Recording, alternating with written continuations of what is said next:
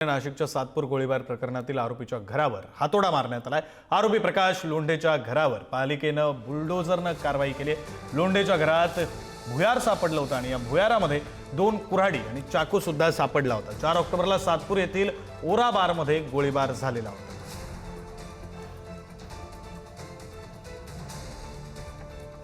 आपले प्रतिनिधी किरण ताजने आपल्यासोबत जोडले गेलेले आहेत। किरण, आपण सकाळपासून या बातमी संदर्भातले अपडेट्स तुमच्याकडून लाईव्ह घेतोय। घराचं पाडकाम आता कुठपर्यंत पोहोचलेलं आहे, या अनधिकृत बांधकामाचं पाडकाम?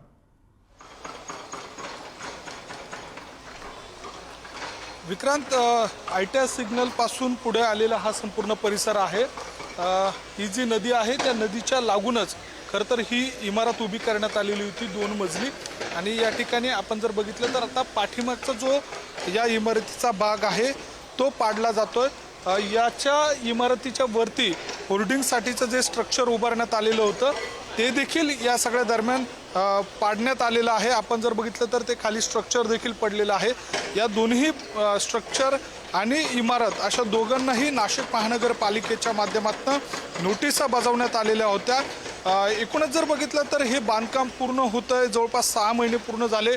स्थानिक अधिकाऱ्यांचं याकडे कसं दुर्लक्ष होतं हे देखील या निमित्तानं समोर येतंय।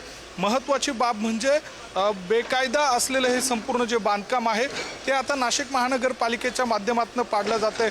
मात्र या निमित्तानं काही प्रश्न देखील उपस्थित होत आहेत। एका बाजूला राजश्रय असलेल्या गुन्हेगारांच्या कशा पद्धतीनं बेकायदा इमारती उभ्या राहतात, त्याला नेमकं कुणाचं पाठबळ आहे हा देखील या निमित्तानं प्रश्न उपस्थित होतो।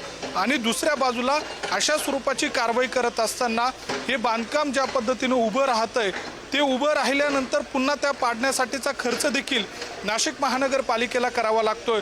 त्यासाठीचं लागणारं मनुष्यबळ असेल, त्यासाठीचं लागणारं बुलडोझर असेल किंवा पोकलॅन असेल, याचा देखील खर्च आता नाशिक महानगरपालिकेला करावा लागतो। साहजिकच तो खर्च देखील नाशिककरांच्या खिशातूनच जातो।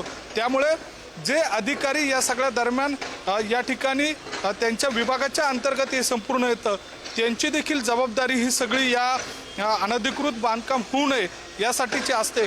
मात्र ते कसं राजकीय गुन्हेगारांना पाठीशी घालतात ते देखील या सगळ्या दरम्यान या निमित्तानं समोर येत आहे। आता सध्या पाडकाम सुरू आहे, पाठीमागचा भाग पाडला जातोय।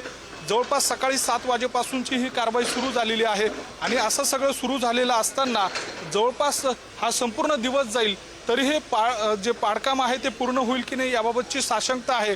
त्यामुळे इतका सारा खर्च करून नाशिक महानगरपालिका ही सगळी कारवाई करते। गुन्हेगारांना रोखण्यासाठी नाशिक महानगरपालिकेनं जी कारवाई केली ती या सगळ्या दरम्यान त्यापूर्वी नाशिक पोलीस प्रशासनानं देखील एक महत्त्वाची कारवाई केली गुन्हेगारांवर अंकुश ठेवण्यासाठी। खरं तर नाशिकचा हा पॅटर्न आता राज्यभरामध्ये चर्चेला जातोय। मात्र त्यानिमित्तानं होणारे जे प्रश्न उपस्थित केले जात आहे नाशिककरांच्या माध्यमातून ते देखील महत्त्वाचे आहेत। विक्रांत, धन्यवाद किरण या सगळ्या सविस्तर माहितीसाठी।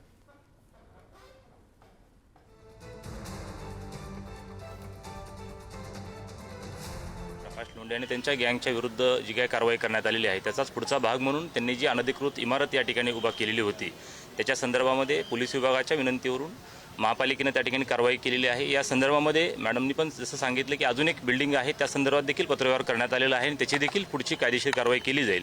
आणि यापुढील कालावधीत देखील अशा पद्धतीनं ज्या ज्या गोष्टी अनधिकृत झालेल्या असतील त्याचा देखील त्या ठिकाणी मागोवा घेऊन तपासामध्ये जे जे निष्पन्न होईल त्याच्या आधारावरती पुढे देखील कारवाई केली जाईल।